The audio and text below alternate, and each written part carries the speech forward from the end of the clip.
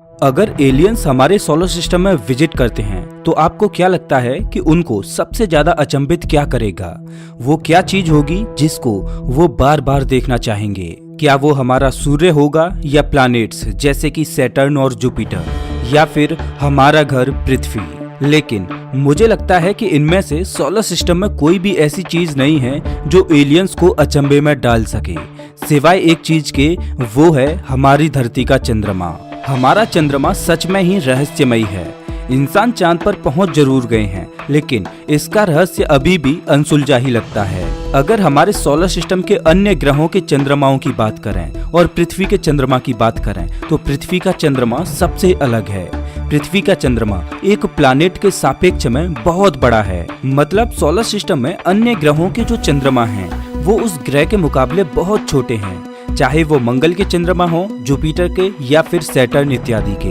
पृथ्वी के चंद्रमा का साइज इतना बड़ा है कि ऐसा लगता है कि पृथ्वी और चंद्रमा दोनों बाइनरी प्लैनेट्स हों जो कुछ डिग्री पर एक दूसरे के ऑर्बिट में घूमते हों। हमारा प्लैनेट साइज चंद्रमा पूरे सोलर सिस्टम में यूनिक है, जो हमारी एक देवता की तरह रक्षा करता है। इसकी तीव्र ग्रेविटी से समुद्रों में ज्वार भाटे आते हैं जो समुद्री जीवन को श्वासें देते हैं। चंद्रमा की वजह से हमारे ग्रह का टिल्ट स्टेबल है, जिस वजह से पृथ्वी का क्लाइमेट बदलता रहता है और हम अलग अलग ऋतुओं का अनुभव करते रहते हैं। चंद्रमा के बिना इंसान कभी भी इस धरती पर इवॉल्व ना हो पाते। आज हम जो भी हैं वो धरती के चंद्रमा की वजह से हैं। लेकिन जो चंद्रमा पृथ्वी पर जीवन दान देता है, स्वयं वो खुद कैसे बना? ये प्लैनेटरी साइंस में अभी तक की सबसे बड़ी अनसुलझी पहेली है। दोस्तों, आज के इस वीडियो में हम चंद्रमा के उन रहस्यों को जानेंगे जो वैज्ञानिकों को हैरान करते आए हैं। नमस्कार दोस्तों, मैं हूं श्याम तोमर। स्वागत करता हूं आपका इस वीडियो में। वैज्ञानिक चंद्रमा के बनने के बारे में अलग अलग थ्योरीज देते हैं, लेकिन सभी थ्योरीज एक ही तरह से शुरू होती हैं, इनर सोलर सिस्टम के फॉर्मेशन से। अभी से 4.6 बिलियन साल पहले हमारे सौर मंडल का निर्माण हो ही रहा था। उस समय सोलर सिस्टम अभी के मुकाबले पूरी तरह से अलग था। सूर्य के चारों ओर एक मोटी डिस्क फैली हुई थी। ये डिस्क गैस, धूल और रॉकी बॉडीज से बनी हुई थी। जब सूर्य बना और ये चमकने लगा तो ये धूल और गैस के बादल सूर्य से दूर होने लगे।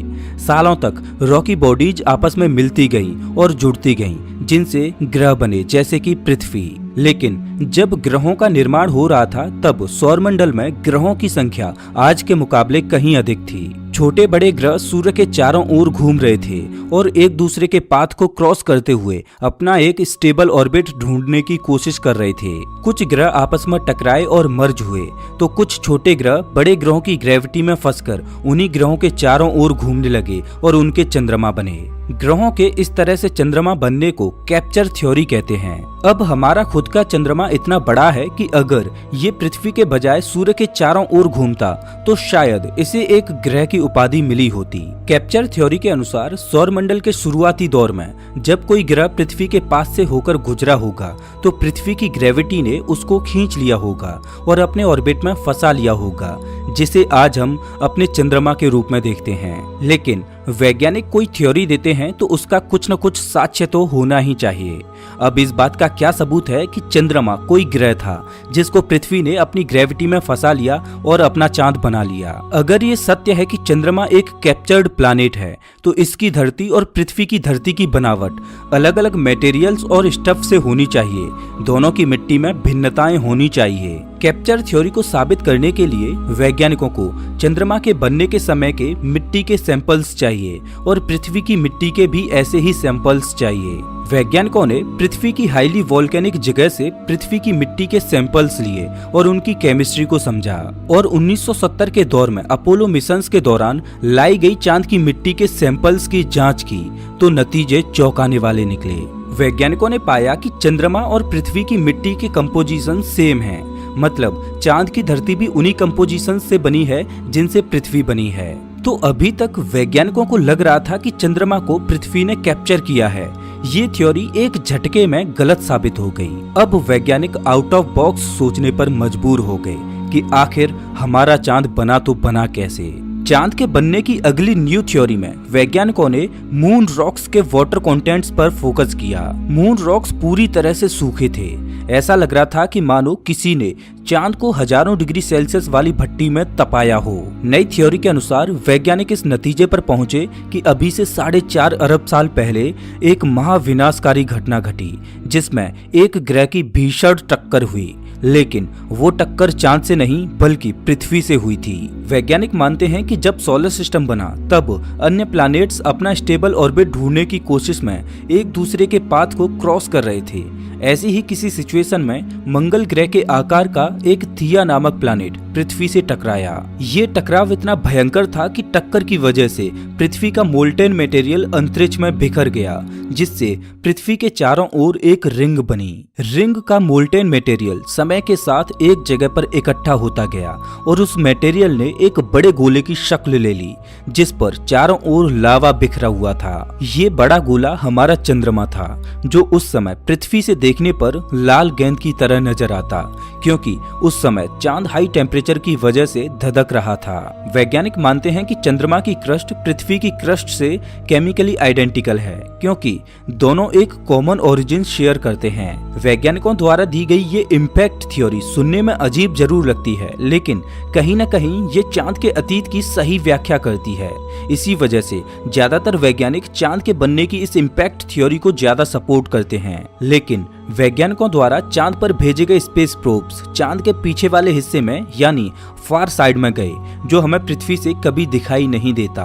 वहां प्रोब्स ने चांद की फार साइड की फोटोग्राफ्स ली और पृथ्वी पर भेजी। जब वैज्ञानिकों ने चांद की फार साइड की उन फोटोग्राफ्स को देखा तो वैज्ञानिक अचरज में पड़ गए। दरअसल जब हम पृथ्वी से चांद को देखते हैं तो चांद में हमें डार्क स्पॉट्स नजर आते हैं। उन डार्क स्पॉट्स की वजह से चांद में हमें अलग अलग तरह की आकृतियां बनती हुई नजर आती हैं। लोग अपने अपने धर्मों के हिसाब से चांद में अलग अलग तरह की आकृतियां ढूंढते हैं, लेकिन सवाल ये है कि चांद पर वो डार्क स्पॉट्स क्यों हैं और वो कैसे बने। अभी से करीब 100 साल पहले तक खगोलविदों को लगता था कि चांद पर पानी के समुद्र बने हुए हैं, जिस वजह से चांद पर ब्राइट और डार्क पैटर्न दिखाई देते हैं। लेकिन आज हम जानते हैं कि प्राचीन समय में चांद पर ज्वालामुखी फटे थे, जिस वजह से वहां पर चारों ओर लावा बिखर गया, जिसने चांद की सतह को डार्क बना दिया। पृथ्वी पर भी कई जगहों पर प्राचीन समय में लावा बहने की वजह से डार्क स्पॉट्स बने हुए हैं, जो हूबहू चंद्रमा पर बने डार्क पैचेज की तरह हैं। दरअसल वैज्ञानिक मानते हैं कि जब चांद नया था तब इस पर एस्ट्रॉइड्स की बमबारी हुई होगी, जिस वजह से चांद की ऊपरी क्रस्ट टूटी, उसमें से धधकता हुआ लावा बाहर निकला और चांद की सतह पर लावा की बाढ़ आ गई। जब वो लावा ठंडा हुआ तो उसने चांद पर डार्क स्पॉट्स बना दिए। अब जैसा कि हम जानते हैं कि चांद हमारे नजदीक से पृथ्वी की परिक्रमा करता है, तो इस वजह से पृथ्वी ने चांद को लॉक कर लिया है, जिस वजह से चांद का एक फेस हमेशा पृथ्वी की तरफ रहता है, जिसे हम पृथ्वी से देख पाते हैं। लेकिन चांद का जो पीछे वाला हिस्सा है वो हमारे लिए पूरी तरह से एक मिस्ट्री है, क्योंकि हम उसे कभी देख ही नहीं पाते। साल 1959 में सोवियत स्पेसक्राफ्ट लूना 3 फ्लाई करते हुए जब चांद के फार साइड वाले हिस्से में पीछे की ओर गया, तो वैज्ञानिकों को लगा कि चांद का पीछे का हिस्सा भी कुछ इसी तरह का दिखाई देगा जैसा कि फ्रंट वाला हिस्सा दिखाई देता है। लेकिन जब चांद के पीछे वाले हिस्से की तस्वीरें सामने आईं, तो सब हैरान रह गए। आप भी अपनी स्क्रीन पर चांद के फ्रंट और बैक साइड की तस्वीरें देख सकते हो, जो देखने में बिल्कुल ही अलग लगती हैं। चांद की बैक साइड की तस्वीर को देखकर ऐसा लगता है कि मानो ये कोई एलियन प्लैनेट है, हमारा चंद्रमा तो है ही नहीं। इतनी भिन्नता है चांद के फ्रंट और बैक साइड में। चांद की फार साइड में भी बड़े बड़े गड्ढे तो दिखाई देते हैं, जैसे कि फ्रंट साइड में हैं, जो एस्ट्रॉइड्स के टकराव की वजह से बने हैं। लेकिन चांद के फार साइड वाले हिस्से में कोई लावा बाहर नहीं निकला, जिस वजह से चांद की फार साइड वाली जमीन पर ब्लैक स्पॉट्स नहीं बने। लेकिन ऐसा कैसे संभव है? जब चांद बना था तब इसकी क्रस्ट तो एक समान ही बनी थी, तो आज चांद के दोनों हिस्सों में इतनी भिन्नता क्यों? हाल ही में नासा द्वारा किए गए मून मिशन से ये कंफर्म हुआ कि चांद की पीछे वाली क्रस्ट आगे वाली क्रस्ट से 30 मील ज्यादा मोटी है। यही कारण रहा होगा कि आगे की क्रस्ट पतली होने की वजह से एस्ट्रॉइड्स के इम्पैक्ट से टूट गई, जिसमें से लावा बाहर निकल आया। लेकिन पीछे वाली क्रस्ट के मोटे होने की वजह से एस्ट्रॉइड्स के इम्पैक्ट का असर इतना नहीं हो पाया कि वो पीछे वाली क्रस्ट को तोड़ पाते और लावा बाहर निकल पाता। अब वैज्ञानिकों के सामने चंद्रमा की एक और नई पहेली थी, जो आज भी अनसुलझी है कि आखिर चांद की पीछे वाली क्रस्ट आगे वाले की अपेक्षा इतनी मोटी क्यों है। हालांकि इसके बारे में भी वैज्ञानिक अलग अलग थ्योरीज देते हैं। चांद के दूसरी तरफ की क्रस्ट का मोटा होना इम्पैक्ट थ्योरी को गलत साबित करता हुआ नजर आ रहा था। चांद और पृथ्वी की मिट्टी की केमिकल प्रॉपर्टीज तो यही कहती हैं कि दोनों कॉमन ओरिजिन शेयर करते हैं, तो भला चंद्रमा इतना अलग कैसे बन गया? वैज्ञानिकों ने जब इम्पैक्ट थ्योरी को सुपर कंप्यूटर पर टेस्ट किया तो वैज्ञानिकों के सामने चांद के बनने का एक नया सच सामने आया। दरअसल थिया प्लैनेट के पृथ्वी के साथ इम्पैक्ट से एक नहीं बल्कि 2 चंद्रमा बने थे। अभी से 4.5 अरब साल पहले पृथ्वी से देखने पर एक नहीं बल्कि 2 चंद्रमा दिखाई देते थे। एक चंद्रमा आकार में थोड़ा बड़ा था तो दूसरा आकार में थोड़ा छोटा। छोटा वाला चंद्रमा बड़े वाले चंद्रमा को चेज कर रहा था और समय के साथ धीरे धीरे बड़े चंद्रमा के करीब आता जा रहा था और एक दिन ऐसा आया कि दोनों चंद्रमा एक दूसरे में मर्ज हो गए। छोटा वाला चंद्रमा बड़े वाले चंद्रमा के फार साइड यानी पीछे वाले हिस्से में टकराकर उसी में विलीन हो गया, जिससे चंद्रमा का आकार भी बड़ा हुआ और चंद्रमा के पीछे वाली साइड मोटी हो गई। अब क्योंकि छोटा चंद्रमा बड़े चंद्रमा से आमने सामने से नहीं टकराया था बल्कि बड़े चंद्रमा को चेज करते हुए छोटा चंद्रमा उसमें समाया था, तो इस इम्पैक्ट से कोई भी मटेरियल उछलकर अंतरिक्ष में नहीं बिखरा। हालांकि इस बात का कोई ठोस प्रमाण तो नहीं है कि कभी पृथ्वी के 2 चंद्रमा हुआ करते थे, लेकिन इसका सबूत केवल सुपर कंप्यूटर्स द्वारा बनाई गई सिमुलेशन से मिलता है। इसी वजह से इस थ्योरी से सभी एस्ट्रोनॉमर्स सहमत नहीं थे। कुछ खगोलविदों को लग रहा था कि चांद के दूसरी साइड के मोटे होने का कोई दूसरा कारण भी हो सकता है। हालांकि डबल मून थ्योरी भी चांद की फार साइड वाली क्रस्ट के मोटे होने को सही एक्सप्लेन कर रही थी, लेकिन कुछ खगोलविदों ने चांद की फार साइड वाली क्रस्ट के मोटे होने की एक अलग थ्योरी दी। दरअसल वैज्ञानिकों ने चंद्रमा के जन्म की कड़ियां अब अपने सोलर सिस्टम में नहीं बल्कि सुदूर ब्रह्मांड में ढूंढना शुरू की। वैज्ञानिक बड़े बड़े टेलीस्कोपों से ब्रह्मांड को खंगालने लगे और एक दिन उन्हें कुछ ऐसा मिला जो इस रहस्य से पर्दा उठा सकता था कि चंद्रमा का पिछला वाला हिस्सा इतना मोटा क्यों है। वैज्ञानिकों ने पाया कि हमारे सौर मंडल से 480 प्रकाश वर्ष दूर एक पृथ्वी जैसा रॉकी प्लैनेट है जो हमारे सूर्य जैसे तारे को ऑर्बिट करता है, लेकिन वो ग्रह जीवन के लिए बिल्कुल भी अनुकूल नहीं है। उस प्लैनेट का नाम है कोरोट 7b। इस ग्रह की खास बात ये है कि ये अपने तारे का चक्कर पृथ्वी से भी 60 गुना ज्यादा करीब से लगाता है, जिस वजह से इसके तारे की ग्रेविटी ने इसको लॉक कर लिया है, ठीक उसी तरह से जिस तरह से पृथ्वी ने चंद्रमा को लॉक कर रखा है। इस ग्रह के लॉक होने की वजह से इसका एक फेस हमेशा अपने तारे की ओर रहता है तो दूसरा फेस हमेशा तारे से दूसरी तरफ। अब चूंकि कोरोट 7b प्लैनेट का एक फेस हमेशा इसके तारे की ओर होता है तो उस वाले फेस में हमेशा दिन रहता है, जिस वजह से उस फेस का टेम्परेचर 3000 डिग्री फ़ारेनहाइट से भी ज्यादा है। इतना ज्यादा कि उस फेस में हमेशा पत्थर व अन्य चीजें पिघली हुई अवस्था में मैग्मा के रूप में होती हैं। और ये तो कुछ भी नहीं, वो मैग्मा वेपर में तब्दील होकर बादलों की शक्ल ले लेता है। लेकिन कोरोट 7b के फार साइड वाले फेस में हमेशा रात बनी रहती है तो दूसरा वाला फेस बहुत ज्यादा ठंडा है, इतना ठंडा कि वहाँ सब कुछ जम जाए। एक ही प्लैनेट पर 2 तरह की अपोजिट कंडीशंस का होना इसको दूसरे ग्रहों से भिन्न बनाता है। खैर, जब स्टार साइडेड वाले फेस में मैग्मा के बादल बनते हैं तो वो बादल प्लैनेट के फार साइड वाले हिस्से में चले जाते हैं। अब चूंकि फार साइड वाला हिस्सा बहुत ठंडा है तो उधर पहुंचकर मैग्मा के बादल भी ठंडे होने लगते हैं और मैग्मा की बारिश होने लगती है। और कभी कभी तो सरफेस पर पहुंचने से पहले ही मैग्मा पूरी तरह से जमकर पत्थर बन जाता है तो वहां कभी कभी पत्थरों की भी बारिश होती है, ठीक वैसे ही जैसे कभी कभी पृथ्वी पर ओलों की बारिश होती है। कोरोट 7b के इस रवैये की वजह से इसकी फार साइड वाली क्रस्ट नियर साइड वाली क्रस्ट से ज्यादा मोटी है। अब वैज्ञानिकों को लगा कि कहीं न कहीं हमारे चंद्रमा की क्रस्ट भी कुछ इसी तरह से बनी होगी। वैज्ञानिक मानते हैं कि जब चंद्रमा बना था तब पृथ्वी भी आग की तरह धधक रही थी, तो हो सकता है कि पृथ्वी के गर्म माहौल की वजह से चंद्रमा के इनर साइड वाली क्रस्ट पिघलकर बादल बनकर फार साइड में चली गई हो और कोरोट 7b की ही तरह चांद के पीछे वाली क्रस्ट मोटी हो गई हो। हालांकि ये थ्योरी भी चांद के फार साइड वाली क्रस्ट के मोटे होने को सही एक्सप्लेन करती है। अब इन दोनों थ्योरीज में कौन सी थ्योरी सही है ये अभी तक एक मिस्ट्री है।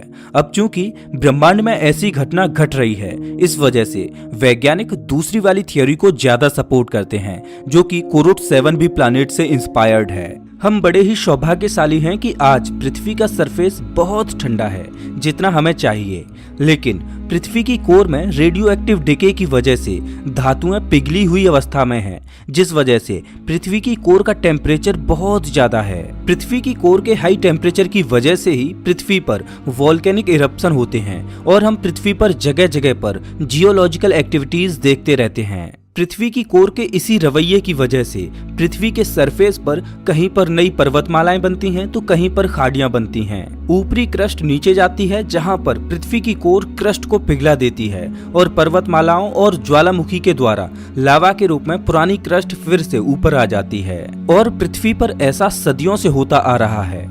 इस वजह से पृथ्वी की क्रस्ट हमेशा बदलती रहती है और नई होती रहती है, और ऐसा होना जरूरी भी है, क्योंकि ऐसा होने से पृथ्वी के सरफेस पर वो मिनरल्स पहुंचते हैं जो जीवन के लिए जरूरी हैं। और इस तरह की जियोलॉजिकल एक्टिविटीज ये दर्शाती हैं कि प्लैनेट अभी जिंदा है। लेकिन वैज्ञानिक मानते हैं कि चंद्रमा के पास पृथ्वी की तरह कोई रेडियो एक्टिव कोर नहीं है।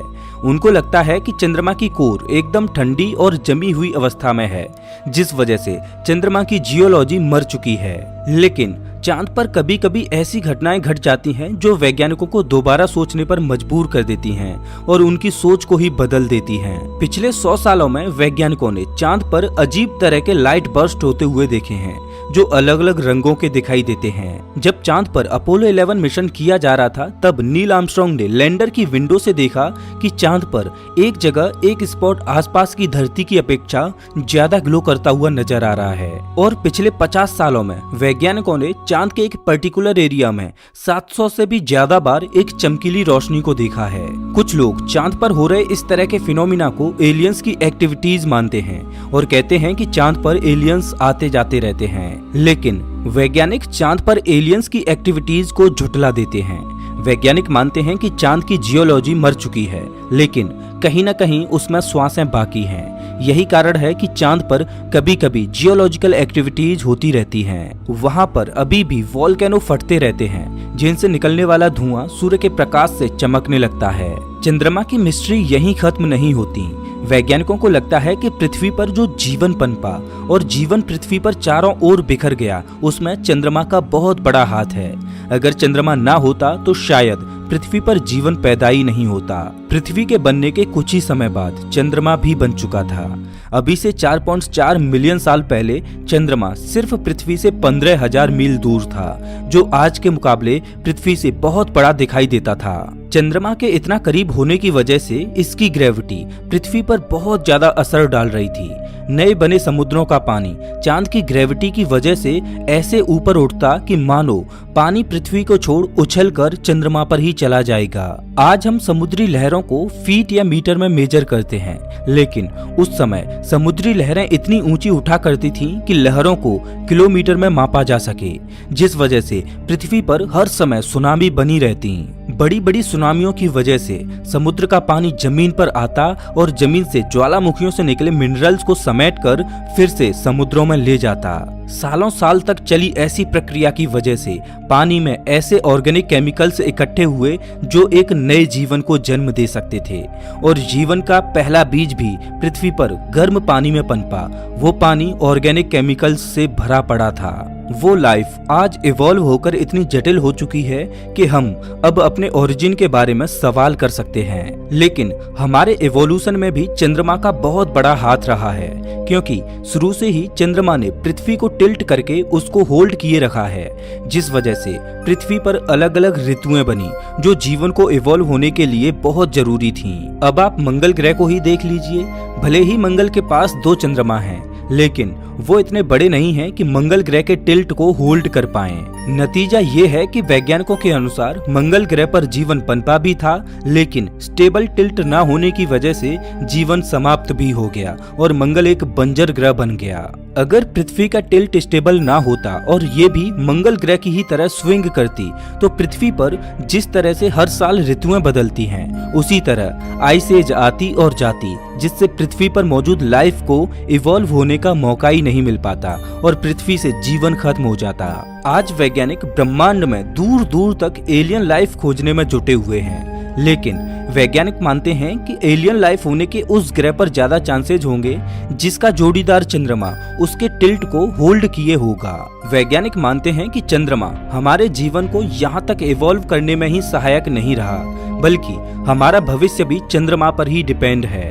अगर हम इंसानों को भविष्य में इंटरप्लैनेटरी सिविलाइजेशन बनना है या इंटरगैलेक्टिक सिविलाइजेशन बनना है तो उसमें चंद्रमा का बहुत बड़ा रोल होने वाला है, क्योंकि एक तो चांद का एटमॉस्फेयर नहीं है और उसकी ग्रेविटी बहुत कम है। इस वजह से किसी भी स्पेस फ्लाइट को लॉन्च करने में जितनी कठिनाइयां पृथ्वी से लॉन्च करने में होंगी उतनी ही सरलता से चंद्रमा से लॉन्च किया जा सकेगा। इसी वजह से वैज्ञानिकों का फोकस भविष्य में चंद्रमा पर लूनर बेस बनाने का है, जिसके अपने बहुत से फायदे होने वाले हैं। लेकिन चंद्रमा पर लूनर बेस बनाकर वहां पर रहना इतना भी आसान नहीं रहने वाला, क्योंकि चांद पर इसका मैग्नेटिक फील्ड नहीं है, तो सूर्य से निकलने वाले चार्ज पार्टिकल्स और सोलर विंड्स का खतरा हमेशा बना रहेगा, जिससे एस्ट्रोनॉट्स का वहां पर सरवाइव करना आसान नहीं रहने वाला। और जैसा कि चंद्रमा का एटमॉस्फेयर भी नहीं है, तो वहां पर स्पेस रॉक्स जैसे कि एस्ट्रॉइड्स या कॉमेट्स आकर टकराएंगे, वो भी जानलेवा साबित होंगे। और चांद पर एक और खतरा होगा टेम्परेचर का। अब जैसा कि चांद पर हवा है ही नहीं, तो वहां पर हीट चांद पर डिस्ट्रीब्यूट नहीं हो पाती, जिस वजह से जब रात का समय होगा तो तापमान बहुत ज्यादा नीचे गिर जाएगा। ऐसे ही खतरों से बचने के लिए वैज्ञानिक चांद पर बंकर बनाकर उनमें बेस बनाने का विचार बनाते हैं, लेकिन बंकर बनाने के लिए चांद पर खुदाई करनी पड़ेगी। लेकिन हाल ही में हुई एक रिसर्च के अनुसार शायद हमें चांद पर खोदने की जरूरत ना पड़े, क्योंकि चांद पर पहले से ही प्राकृतिक तौर पर बने बंकर मौजूद हैं। चांद पर एक स्काईलाइट नाम का होल है जो एक फुटबॉल फील्ड जितना बड़ा है, लेकिन ये होल तो सिर्फ एक एंट्री द्वार है। वैज्ञानिक मानते हैं कि इस होल के अंदर बड़ी बड़ी गुफाओं और टनल्स का नेटवर्क बना हुआ है, और ये टनल्स चांद की सतह के नीचे कई किलोमीटर तक फैले हुए हैं। ये टनल्स पानी के बहने की वजह से नहीं बने, बल्कि कभी इनमें से होकर लावा बहा होगा जिसने इनका निर्माण किया। ऐसे टनल्स को लावा ट्यूब्स कहा जाता है, और ऐसे ही टनल्स पृथ्वी पर भी बने हुए हैं, जैसे कि आइसलैंड में। चांद पर जो लावा ट्यूब्स बने हैं वो सरफेस से 100 फीट नीचे मौजूद हैं। ये ट्यूब्स एस्ट्रोनॉट्स को कॉस्मिक रेडिएशन, माइक्रोमीटियोरॉइड इम्पैक्ट और टेम्परेचर स्विंग जैसे खतरों से बचा सकते हैं। ये ट्यूब्स इतने बड़े हैं कि इनमें एक पूरा शहर बसाया जा सकता है। चांद पर वो अनमोल खजाना भी मौजूद है जिसको वैज्ञानिक सबसे पहले खोजते हैं, पानी।